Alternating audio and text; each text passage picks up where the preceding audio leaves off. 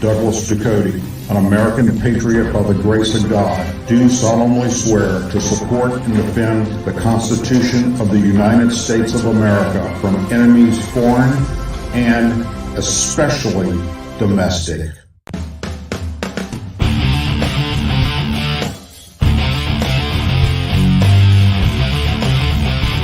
I, Douglas Ducote, an American patriot by the grace of God, do solemnly swear to support and defend the Constitution of the United States of America from enemies foreign and especially domestic. Say it with me. I pledge allegiance to the flag of the United States of America and to the republic for which it stands, one nation, under God, indivisible, with liberty and justice for all. Good evening, American patriots, and welcome to another edition of the Douglas Ducote Show. You had many places you could be tonight. It shows to be here with me, and for that I'm forever grateful. I cannot believe the amount of American patriots that want to tune in every night and watch me piss off liberals and Democrats. But like many of you say, Doug, you mention things and you say things that we would like to, but we can't because of our job or our status in the community. So to all of you, thank you for tuning in and watching this show. It is much appreciated. It's because of you that I continue to do what I'm doing.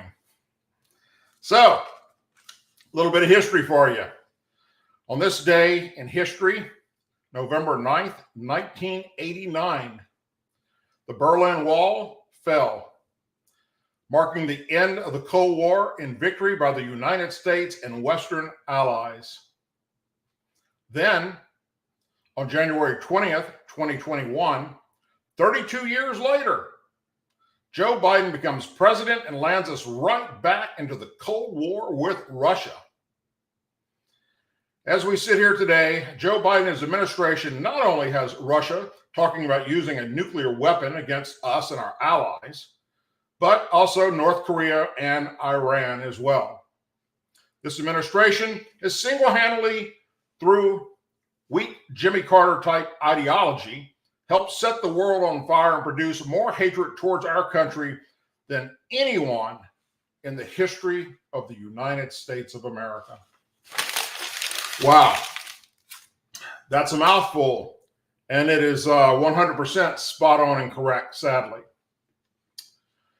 Yesterday, the House Republicans voted yet again to censor Congresswoman Rashid Tlaib, but this time it worked. But they did not perform the censor the way it's meant to be done, which is making the person being censored stand in front of the chamber facing their peers and listen to the censor resolution. Instead, the new House Speaker allowed her and the other Muslim members of Congress to form a circle and pray to Allah while the censor was being read. Mr. Speaker, the fact that you gave these horrible imbeciles a break from what a proper censor should be, which is humiliating them in front of their peers. I mean, look it up, folks. Google it. That's what it says. It's a form of humiliation. The fact that you allowed her any leeway is sad and pathetic.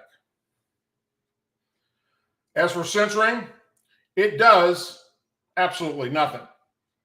It's basically a slap on the wrist. There's no legal consequences. She still retains her title, stature, and power to vote. And can and did turn around and continue to trash talk not only Israel and the Jewish people, but now the members that censored her, as well as trash talking Joe Biden, claiming he is guilty of genocide for supporting Israel. That is correct. She is calling Joe Biden and everybody that is supporting Israel war criminals. Now, here's what needs to be done. And the only thing that will put this bitch in checkmate. Rashid Tlaib should be expelled from the United States Congress immediately. Article 1, Section 5 of the U.S. Constitution provides that each House of Congress may punish its members for disorderly behavior, which is what she is guilty of, and with the concurrence of 2/3, expel them from Congress.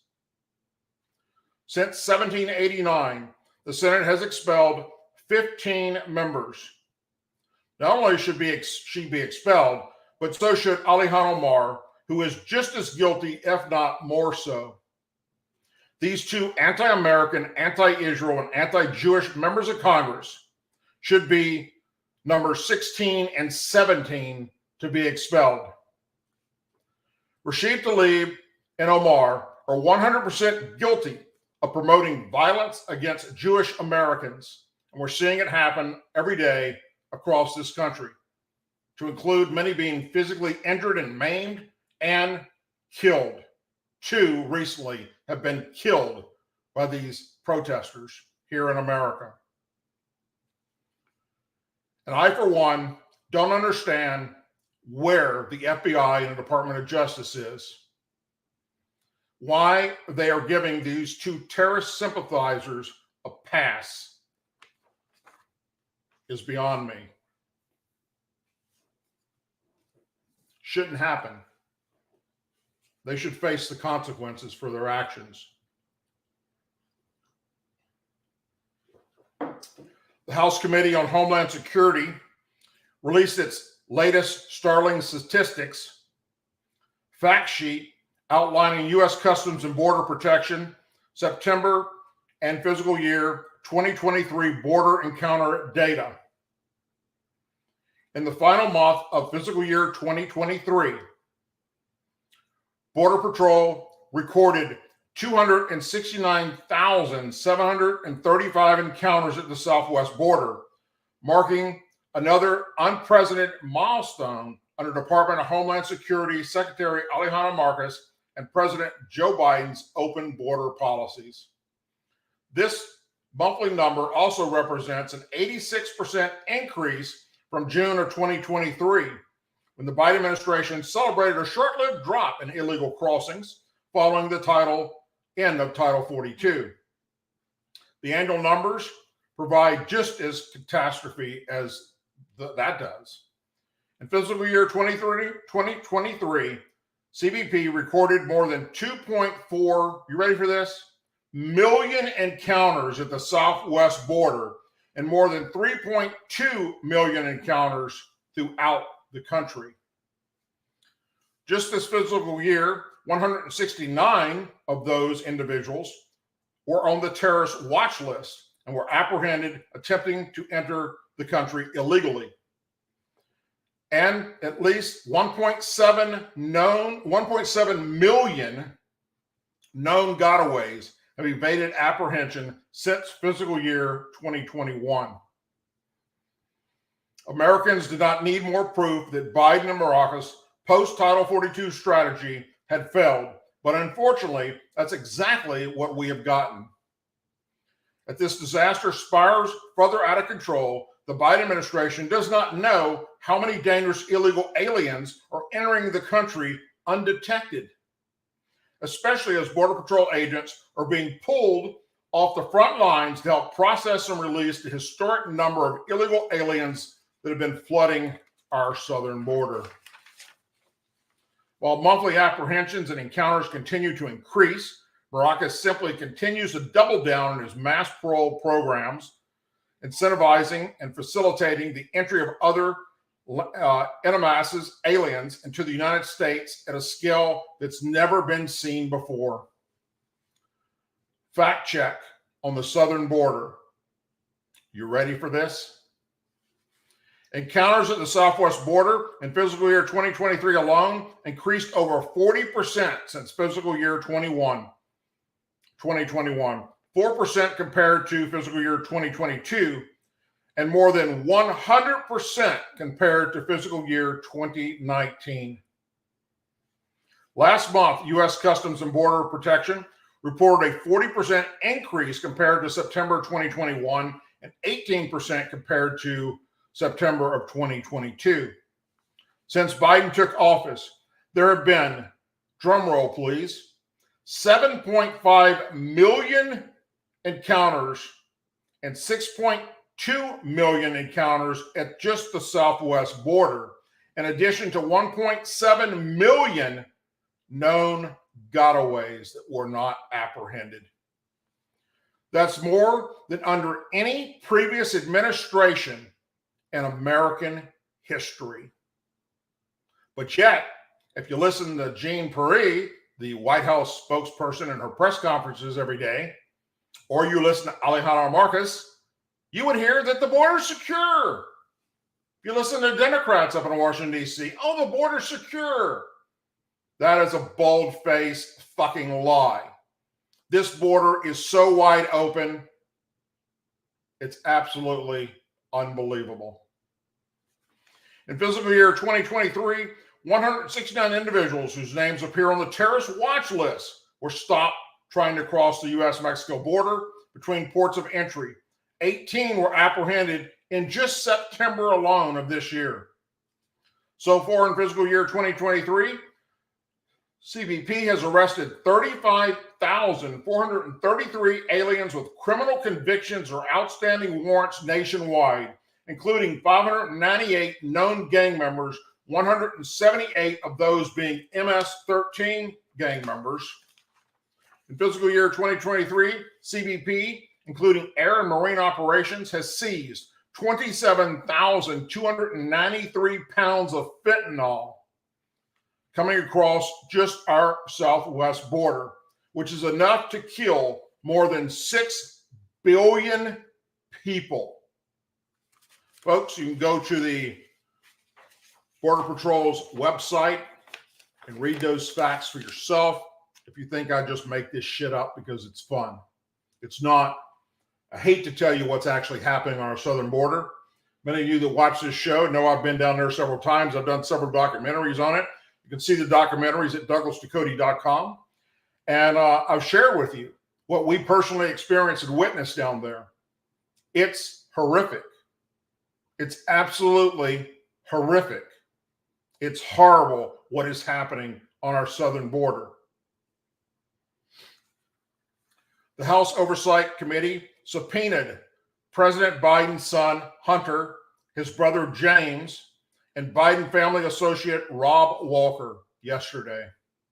It is also requesting transcript interviews with 5 others. The White House accused Republicans of abusing their power to conduct a smear campaign. Kind of like what y'all did with Donald Trump? Is that what you're talking about? House Republicans opened their impeachment inquiry in September, saying that they had uncovered evidence of President Biden knowingly of the role of his family members' domestic and foreign business dealings. But at the Oversight Committee's first hearing that month, witnesses and even some Republicans on the panel said more evidence was needed to determine if the president had actually committed an impeachable offense. In a statement yesterday, the House Oversight Committee said it obtained financial records that showed Biden family members allegedly set out more than 20 shell companies during Joe Biden's vice presidency in order to hide payments they received from overseas. The committee further charged that the Biden family, its associates, and its companies have received more than $24 million from foreign nations, including some viewed as U.S. adversaries. The House Oversight Committee has followed the money and built a record of evidence revealing how Joe Biden knew, was involved, and benefited from his country's influence peddling schemes, Chairman James Comer of Kentucky, who's leading the charge, said. Now the House Oversight Committee is going to bring in members of the Biden family and their associates to question them on the record of evidence. Hunter Biden was ordered to testify under oath before the committee on December 13th, while James Biden and Mr. Walker were asked to appear on 6 December and 29 November, respectively. The committee also called on Hunter Biden's wife, Melissa Cohen, James' wife, Sarah Biden, Hunter's brother's widow, Haley Biden, and her sister, Elizabeth Scripney, and Hunter's ex-business partner, Tony Bolotsky, to provide transcript interviews. And we know from Tony that Joe Biden was 100% in the loop on what they were doing. The White House was quick to respond, sending out a memo after the subpoenas were issued and accused Republicans of making this partisan investigation a higher priority than visually all issues Americans really care about. You mean like you, let me think, like you did with Trump? Yeah, like you did with Trump. Speaking at the daily White House briefing, Press Secretary Karine Jean-Pierre, this is an investigation that has been going on for a year now and has turned up zero evidence of wrongdoing by the president because there is none. In a statement to the BBC's U.S. partner CBS News, Hunter Biden's lawyer indicated he would comply with the subpoena. This is yet another political stunt aimed at distracting from the glaring failure of Representative Comer and his MAGA Make America Great Again allies to prove a single one of their wild and now discredited conspiracies about the Biden family, Abe Laurel said. Nevertheless, Hunter is eager to have the opportunity in a public forum and at the right time to discuss these matters with the committee. Mr. Comer indicated on X, formerly known as Twitter, that more subpoenas will follow in coming days as part of the investigation. I, for one, want to see Joe Biden raise his hand and swear under oath to the committee that he knew nothing about what Hunter was doing and none of his business dealings. That will never happen because he would perjure himself. Because we all know from what's come out so far, what the witnesses have testified, and what's on Hunter Biden's laptop that they tried to discredit, that Joe Biden was 100% on board with what his son was doing illegally with China and with Ukraine. Wednesday's subpoenas and interview requests come one day after the special counsel overseeing a federal probe into Hunter Biden testified to lawmakers behind closed doors. In that hearing, David Weiss refuted Republicans' assertions that the White House is interfering with his investigation, saying he was not blocked or otherwise prevented from pursuing charges against the president's son. Hunter Biden is currently facing 3 federal gun charges to which he has pleaded not guilty. That investigation is still ongoing. And we know from whistleblowers that were part of David Weiss's group that's doing the investigation that they were blocked, that they were tied up and not allowed to do certain things and go down certain roads and interview certain people. So either they're lying or David Weiss is lying. I don't know which one it is, but I'd venture to say it's David Weiss.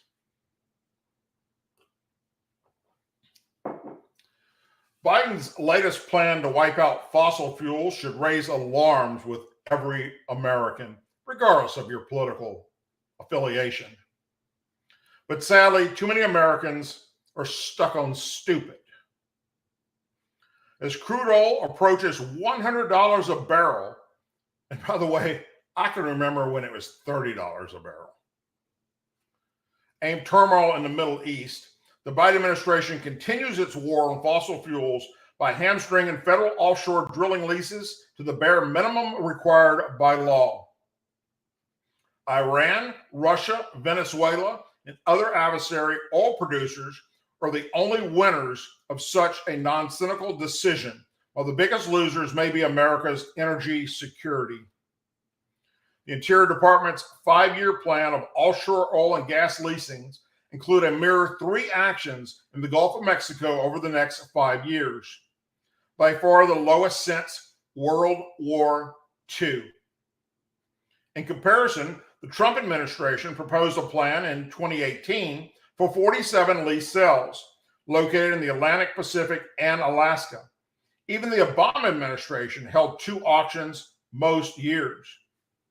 After the plan was announced, Senator Marakis, Republican Alaska, rightly pointed out the Biden administration's long-delayed 5-year plan for offshore oil and gas has no lease sales in Alaska waters. even though they acknowledge that they will result in higher energy prices and higher emissions. This decision is not surprising given the president's campaign promise to fully ban new oil and gas leases on public lands. President Biden has consistently bowed to radical environment groups that want to ban all fossil fuels. And this decision was a clear signal that he's trying his best to comply with their demands after courts rejected his prior attempts. In fact, the Biden administration was obligated by law to offer as bare minimum as a prerequisite for holding offshore wind auctions, a deal Senator Joe Manchin negotiated before signing off on the Inflation Reduction Act. Manchin didn't mince words in response to his newest development. To be clear, 3 lease sales and more than the 0 we would have gotten had it not been for the IRA. But it makes no sense at all to actively be limiting our energy production while our adversaries are weaponizing energy all around the world. This is a failure of leadership, and I will continue to do everything in my power to hold this administration accountable. Of course, then he announced yesterday that he's not going to run for re-election. While Interior Secretary Haaland boasted about the plan being the smartest number of oil and gas lease sales in history, she had nothing to say about the fate of the Land and Water Conservation Fund, which is fully funded from offshore oil and gas leases. Since Congress created the LWCF in 1965, it has provided $5.6 billion for roughly 45,000 conservation projects across the country. It funds everything from mainlanding national parks to local trails to wildlife refuge. Still, the LWCF eliminates a backlog of conservative projects totaling upwards of $57 billion. A recent study estimated that if no lease sales occurred over the next 5 years, we'd expect LWCF funding to decrease by 28% by 2036. As a result, we should expect the backlogs to keep piling up.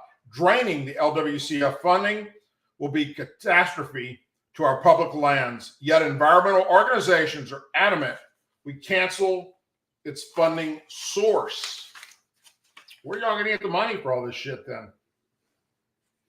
I'm not surprised, frankly. Opposing groups like the Sierra Club, Greenpeace, and Just Stop Oil have long proven their dogmatics towards their preferred technology blends them from actually caring about the planet. Covering large swaths of the Mojave Desert with solar panels is more important than the rich habitats and indigenous sites which occupy them. But there's an opportunity to mine uranium or drill for oil. Biden's Interior Department will squash it, and green NGOs will applaud. Just last year, President Biden urged oil companies to drill more. Energy Secretary Jennifer Granholm correctly asserted that it's not a binary choice between increasing reliable energy supplies to global markets and developing new clean energy. So American oil and gas stepped up and delivered when the world needed it. Now is the time to do the same, not stop it. When we have Ukraine fighting Russia, fighting us through Ukraine to fight Russia, and Israel being attacked by Hamas, and Hezbollah, and Iran supplying weapons to them to continue the attack. You can't fix stupid. And that's what we have up in Washington, D.C. Sensitive information regarding active duty U.S. military members and veterans can be purchased for as little as 12 cents per record through data broker websites, according to a new Duke University study that was published this past Monday. The study commissioned by the U.S. Military Academy shows that sensitive information, including financial records, medical records, religious affiliation, can be purchased cheaply online. The Duke University study report explained. This study involved scrapping hundreds of data broker websites to look for terms like military and veteran, contacting U.S. data brokers from a U.S. domain to inquire about and purchase data on the U.S. military, veterans, and contractors, U.S. data brokers from an ASIA domain to inquire about and purchase the same. Researchers noted that the data brokerage ecosystem has become a multi-billion-dollar industry that collects, sells, licenses, and shares personal information pertaining to Americans and provides service based on the information. Duke University's study was intended to examine the type of information that data brokers collected and sold with regarding U.S. service members. The study also examined the potential risk that could come from foreign governments or individuals acquiring personal information on U.S. military members and veterans. It is not difficult to obtain sensitive data about active duty members of the military, their families, and veterans, including non-public, individually identified and sensitive data such as health data, financial records, and information about religious practices, the researchers stated.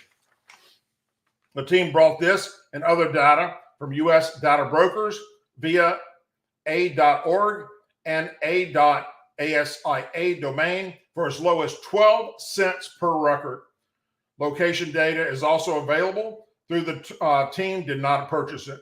According to Stars and Stripes, the Duke University report indicated that America's enemies could use the sensitive information obtained through data brokers to target Americans who have connections with the military for blackmail, disinformation campaigns, profiling, and other potential harmful activities, such as killing us. Researchers explained that the U.S. government currently does not have enough regulations in place to guard against the inconsistent activities of data brokers. Meaningfully, policy actions is needed to address this ecosystem and mitigate national security risks facing the United States, the report urged.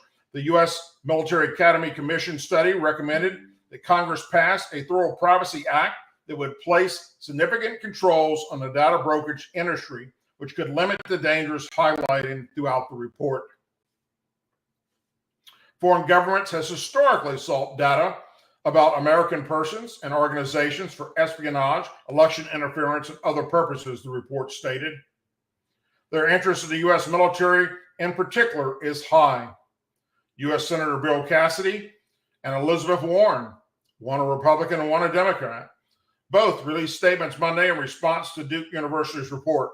This report further solidifies the need to address this gaping hole in the protection of U.S. service members and veterans.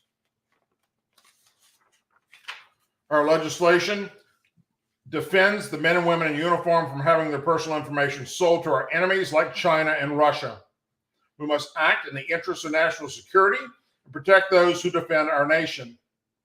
Warren explained that data brokers are currently selling sensitive information about U.S. military members and their families for nickels without understanding the national security risks caused by the sale of personal information. This report makes clear that we need real guardrails to protect the personal data of service member veterans and their families, she stated. So back about, let's see, I retired from the Army in 2004, and I believe it was 2006. Not exactly positive the date, but I think it was 2006 or around there. Some of you may remember this. It was big news, covered by everybody, CNN, MSNBC, Fox, all your major affiliates, newspaper organizations, that the CIA had intercepted numerous conversations via texting, emails, phone chatter of Middle Eastern terrorists that had gotten their hands on this type information about veterans that served in the Middle East here in America and put hit lists out on them. And we're planning to have them killed by sleeper cells here in America. What I do know about that is that the FBI was heavily involved, and the FBI did make numerous arrests with these individuals. But it just goes to show that they still haven't fixed the problem. It's still happening. And these bad people that want to do bad things to Americans are still able to get that information sadly. So something definitely needs to be done to fix it, and done to fix it immediately.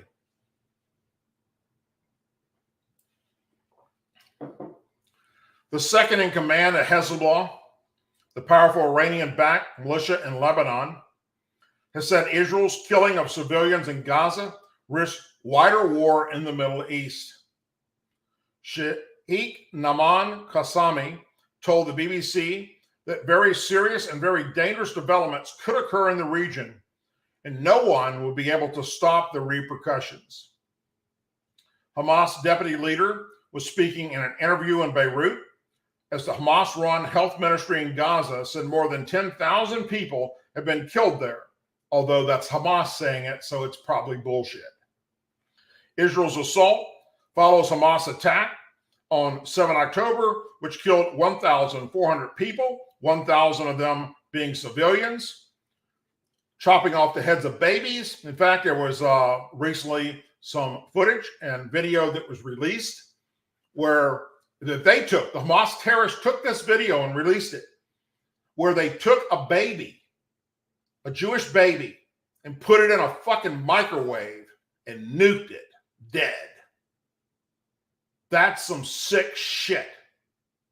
But yet, all across college class, all across college universities in America, oh, stand with Palestine, down with Israel.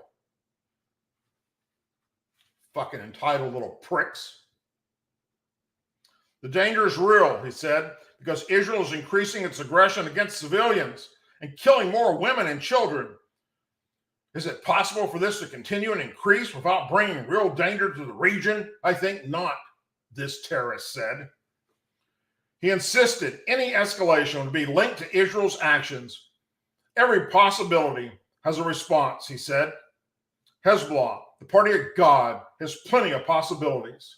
You're not the party of God. You're the party of fucking Satan.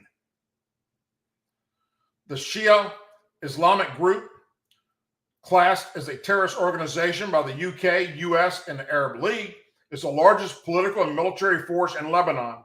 So far, its response to the war in Gaza has involved amplifying its warnings, but carefully calibrating its actions.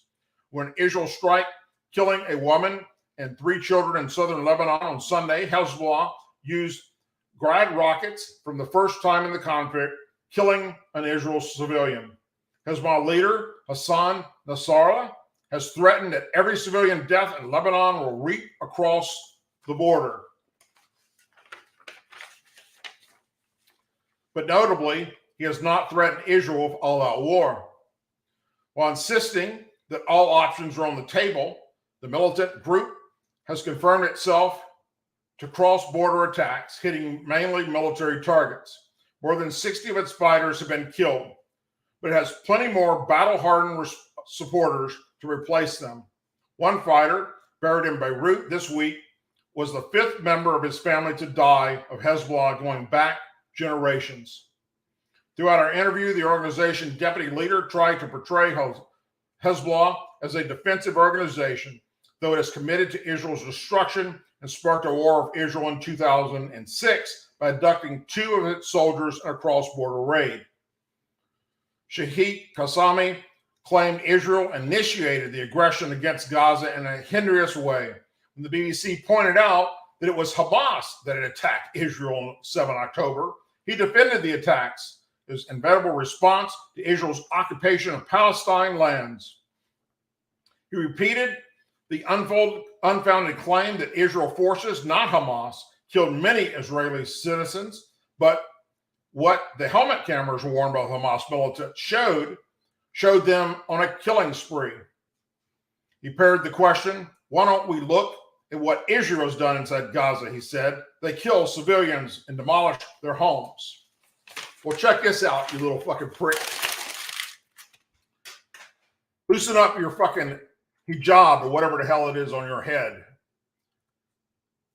You people attack Israel, and then you hide behind civilians. You set up your military command and control in locations that Israel doesn't want to attack because it's against the Geneva Convention. You set up your military locations in hospitals, in schools, numerous locations where relief effort is being handed out. That is some cowardly shit. Israel is doing everything in their power not to kill innocent civilians. But when you hide behind them and use them as human shields, guess what's going to happen? Innocent men, women, and children will die. That has happened in every war on the face of this planet from the beginning of the human race. And it's not going to change anytime soon. In war, innocent people will die, especially in a situation like this, where you cowards go hide in places like hospitals and schools and churches, or not churches over there, but mosques. What do you expect is going to happen? And furthermore, the more I learn, the more I deep dive into this thing, shame on the Palestinian people for not standing up to Hezbollah and going after them. You outnumber them by hundreds of thousands, especially hundreds of thousands of men that are of combat age that can do something about it. But you didn't. You allowed Hezbollah, you allow Hamas to dictate how you live. You allow them to put their military sources where they're attacking Israel, in your hospitals, in your mosques, in your schools. And then people like Rashid Tlaib and Alihan Omar and all these freaking diehard liberal fucks up in Washington, D.C., spreading propaganda all across America to our college students that are gullible little pricks that, oh, Israel's so bad.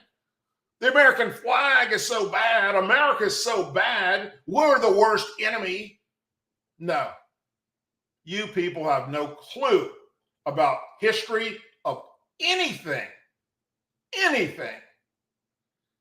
And you've got absolutely no right to be instructing others on what facts are when your facts are about as worthless as the shit that comes out of your ass. I'm so sick of listening to those up in Washington, D.C. that seem to know everything there is to know, lying their ass off to the American people and these college students across this country, soaking that shit up like a sponge and going out and doing hateful things to the Jewish population and communities. We have Jewish people that are dying here in America because they're being attacked by these fucking protesters. This shit has to stop. And it stops with our Department of Justice and our FBI getting off their fucking ass and doing their goddamn job and going after these motherfuckers and arresting them and putting them the fuck away. And if they continue spreading false information like Rashid Tlaib and Alihan Omar, they're instigating this, deport them out of this country. We don't need them here.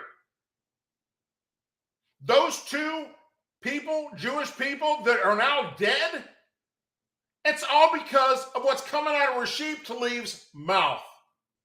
That hateful, no good, anti-American, anti-Israel, anti-U.S. military veteran bigots. That's what they are. And they do not deserve to be in our Congress. I, for one, would not spit in Rashid Tlaib's mouth if she was dying of thirst in front of me. There are certain humans that don't need to be breathing the same fucking oxygen the rest of us are. They're hateful, horrible, disgusting, pathetic, subhuman, Mongol pieces of crap. And we're sitting back in our Department of Justice and our FBI doing what? Those fuckers marched on Washington, D.C. this past few days, and they defaced the shit out of our monuments. They spray painted them. They hung Palestinian flags on their heads, while law enforcement in D.C. was told to stand down by the fucking mayor and not allowed to do anything about it. One person, was arrested. All of it's on video. All of it's there for the whole world to see. One out of thousands actually got handcuffs put on them. And of course, we're not hearing anything about what the charges are or what they're going to do with them. Right there, we're just fucking let off and then released behind the police station. That's an insurrection. And then we got all these Palestinian protesters with our American college students storming into the Capitol, interrupting congressional hearings and holding protests. Why aren't they being treated the same way that those were on January 6th? Some of those on January 6th didn't even go into the fucking Capitol. And they're never going to see the light of day again. But these little fucks get a slap on the fucking wrist. Oh, don't do that. When good men don't stand up to evil, evil continues to flourish. And it becomes a fungus. And it grows all over the place. And it spreads. And that's what we see happening right now. Because we have weak leadership in Washington, D.C. and 1600 Pennsylvania Avenue. We have weak leadership in the Department of Justice. We have weak leadership at Homeland Security. We have weak leadership at the FBI. We have a bunch of pussies running the United States military. Our men and women serving in the Middle East in places like Iraq and Syria have been attacked over 147 times since this whole thing started with Israel and Hamas. And we've done what? Twice. We had 2 F-15s go bomb one building that had some munitions in it. And Joe Biden told them, don't do this again. They didn't listen, not gonna listen. They continue to attack Americans, injuring Americans. It's a matter of time before we get some body bags coming home. Then we sent 2 F-16s to go hit another building that had some munitions in them. What the fuck is that doing?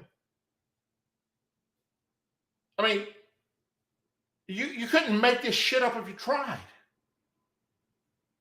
These motherfuckers are being supported financially and military weaponry-wide by Iran. They have blood on their hands, injuring American service members, as well as killing them across this nation, across this globe, I mean. Especially during everything we went through with Iraq and different places in the Middle East and with Afghanistan. Iran is responsible for killing Americans and Jewish people. Why are we not bombing those motherfuckers back to the beginning of civilization? I don't understand. But that is the only way to make peace across this globe, is to get rid of these terrorists once and for all. How do you fix ending Hamas and Hezbollah and all these other Muslim groups that are popping up all over the Middle East? You cut the head off the snake, and the snake is Iran. When they're gone and they can't function anymore, these other groups will be defeated. Until then, we're allowing Iran to continue to build nuclear weapons. And they have said, quote, once we have the delivery system for the nuclear weapons, we will wipe Israel off the face of the earth. And guess who they're coming for next? Us. And what is this administration doing about it? Not a fucking thing. That's not leadership. That's cowardly bullshit. And it needs to be addressed. And it needs to be fixed once and for all. I, for one, hate war. Can't stand it. I don't want to see our men and women faced with war. But sometimes you don't have a choice, or you die. And right now, Iran needs to be eradicated, period. End the discussion, stick a fucking fork in it, and take those bastards out once and for all. Speaking of bitches and bastards, Hillary Clinton compares Trump to Hitler while warning he could win again. Hitler was duly elected, she said. Former Secretary of State Hillary Clinton joined the co-host of The View on Wednesday and said that Adolf Hitler was duly elected while warning about what might happen if former President Trump won again in 2024.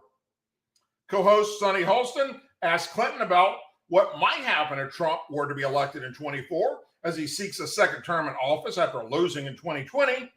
Clinton said she couldn't even think like that and added, "I think it would be the end of our country as we know it. I think it would be even worse now because he was somewhat restrained, believe it or not, in the first term by people who he hired because he thought they would go along with him, but yet they stood up to him," she said. And so now he's going to, if he were ever near the Oval Office again, find people who have no principles, no conscience, and are totally tied to his fortune. When I was Secretary of State, I used to talk about one and done. What I meant was that it was people would get legitimately elected, and then they would try to do away with elections and do away with opposition, and do anything with a free press, Clinton said. Hitler was duly elected, right? And so all of a sudden, somebody with those tendencies, the direct dictatorship, authority, and tendencies would be like, oh, okay, we're going to shut this down. We're going to throw those people in jail. And they didn't usually telegraph that. Trump is telling us that he intends to do, she said. Clinton told the co-host that people need to take him at his word.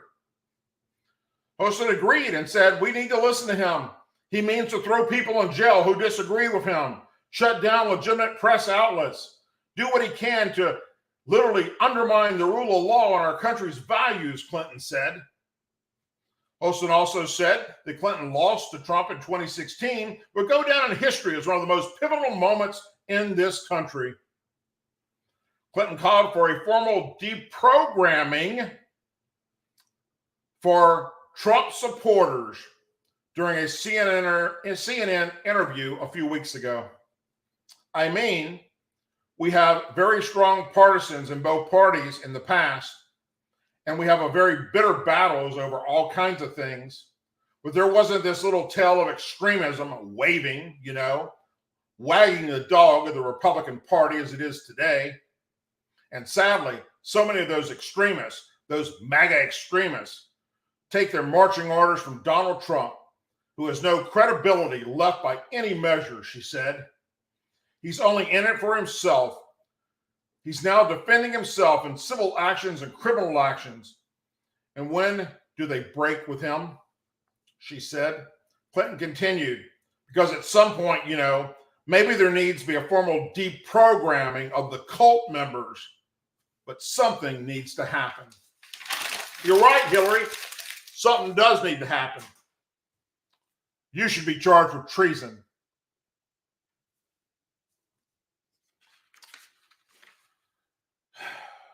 Folks, you're going to love this next one.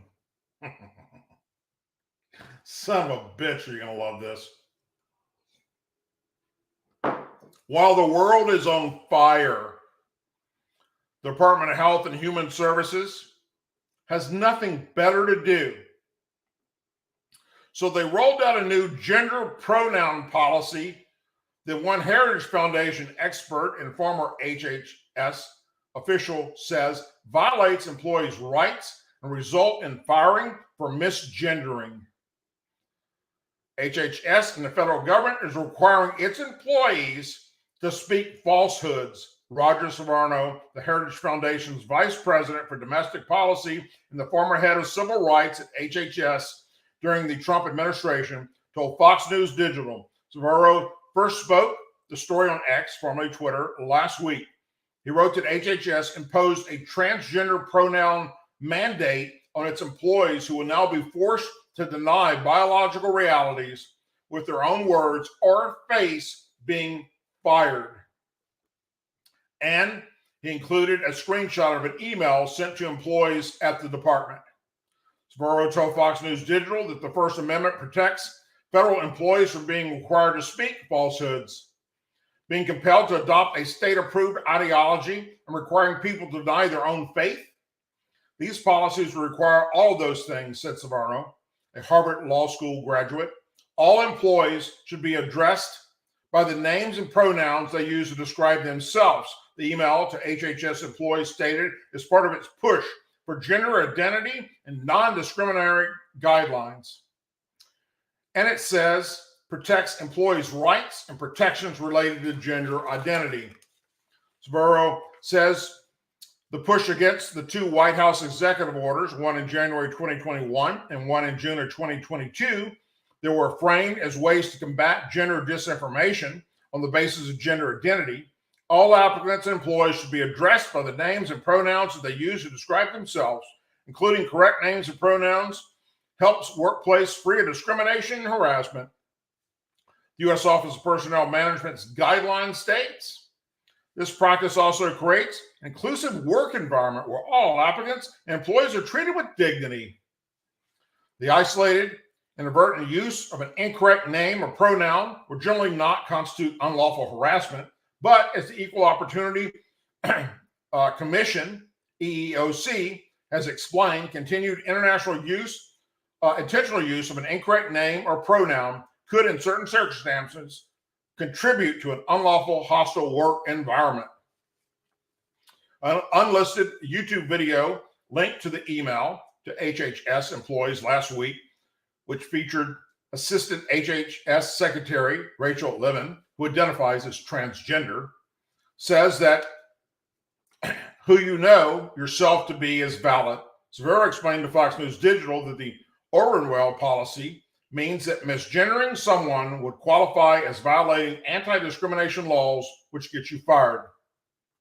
The video also states that employees can wear clothing and use restrooms based on what they identify as. Let me ask a quick question here. I wonder if you identify, I don't know, as a dog, can you go outside for your potty breaks and piss on the fucking front lawn? Is that okay? Why not? Inquiring minds would like to know. Men who identify as female have the right to get naked in front of female colleagues in the locker room. Sbarro said about how this rule relates to HHS locker rooms and bathrooms. It used to be that if you allowed a man to get naked in front of a woman in a workplace, that is instantly a violation of civil rights. That's the quincenary hostile work environment, subjecting women to that. Now the policy says to the women who may be uncomfortable with the situation, they're the ones who have to leave. Sbarro, who said it was breathtaking the Biden administration would unveil this policy, said that there are strong arguments that employees have legal resources against policies like this and can exercise their rights. Governments cannot compel speech and certainly cannot compel false speech, Sbarro said, citing West Virginia versus Barnett, in which even though children being told to say the Pledge of Allegiance during World War II was a good thing, the Supreme Court ruled that parents and students have a right to dissent from that view.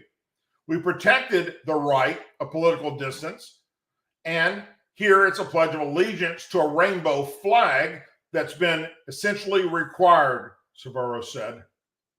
Sbarro also said that employees have a right to their faith. Your boss cannot force you to deny your faith as a condition of workplace there. He told Fox News Digital that the policies that force employees to deny gender reality or go against their beliefs absolutely have a negative effect on morale and production, and that the current government employees have told him so much about this information. They are faced with a horrible dilemma. Do they hope that they can fly under the radar and try to avoid the issues and keep a low profile and perhaps hide their faith so they can keep their job? Or do they stand up and say this policy is wrong and fight for their rights? And then see a gigantic target on their back after that. So here's my suggestion to all of you employees at the Department of Health and Human Services. Band together. Band together and stand up to this insanity. That's the way you fix it. And tell them no. Tell them men are not going to come in our women's restrooms. No. Stand up against it. That's what you do. And if all else fails, guess what? There are many, in fact, the best job market we've ever had is right now. They can't fill jobs. Then you all band together and walk the fuck out. Go on strike, for crying out loud. Get the cameras down there pointed in your face. That's how you fix it. Yes, band together. That's how you fix it. You tell them no. Anyhow, things happening right now in America, sadly, you know, it's like watching a episode of The Twilight Zone. We're seeing things go down that if you would have told us 10 years ago, especially 15 or 20 years ago, we'd have told you you're smoking crack. That there is no way in hell this would happen in the United States of America. And here we are. Here we are being led by a bunch of imbeciles. They can't even determine what they are themselves. But yet they want to shove it down everybody else's throat. Less than 1% of the population in America wants to shove it down our throats. And this administration is all for it. Oh yeah, they're giving them one hell of a fucking pass.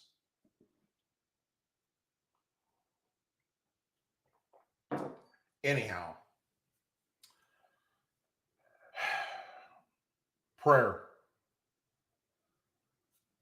And let me say this. I've been attacked by several on the left for many different things. One of them being that, you know, Doug, how can you say you're a man of faith and that you're an ordained minister when you speak the way you do, when you say foul words? Well, guess what? What comes out of my mouth, it was between me and my God, not you left-wing nut jobs. How one can do what I do and report on this stuff, this insanity that is happening in this country and across this globe, and not say a bad word every now and then, hey, power to you if you can do that. I can't. I get passionate and I want to start throat punching some son of a bitches. Because what's happening is wrong. It isn't right. But yet we have to suffer. Our children have to suffer. Our grandchildren, our great-grandchildren, and generations from now, oh, I'd be glad that I'm dead and gone. Because Lord help us at the rate we're going. What this country is going to be like in just another 20 years, for crying out loud. It's going to be a shit show. So, yeah, I'm not politically correct. And yes, I do let some words slip out every now and then. And it is what it is. If you're holier than thou and you don't, well, hey, more power to you.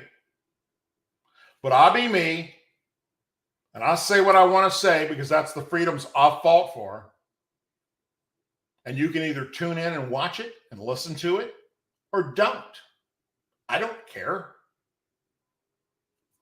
But the people that like to do little speed in and hit checks and say horrible little shit like that, thinking that it's going to make a difference. No, it's not going to make a difference. I gave up on political correctness a long time ago, my friends. And right now, I don't give a shit anymore. I really don't. I will continue to be me and press forward, sharing my knowledge from my education and my real world experiences in law enforcement and in the military, my education with you, the American public, and hope that somewhere along the line, it can be passed on to other people and other generations that will get it and stand and fight with me against this craziness. As always, please say a prayer for our men and women serving in the United States military, our veterans, our law enforcement officers, our first responders and their families, our angel families, our blue and gold star families, and our country. May God bless the United States of America. May God bless Israel. May they be victorious in eliminating evil. And may we get somebody up at 1600 Pennsylvania Avenue that has the balls to take on the real threats that this world faces. And we need it soon. Whatever you're doing this weekend coming up, please be safe. Have a wonderful time. Watch your six. Don't ever let your guard down. It's getting crazy out there. To my Jewish brothers and sisters, I stand with you, as do 99% of every living and breathing American. Take care, everyone. God bless, and I'll see you back here next Tuesday at 8 p.m. Central. Some breaks between now and then. I'll be sure to put out a video about it or do a live show. Other than that, you all take care, and God bless.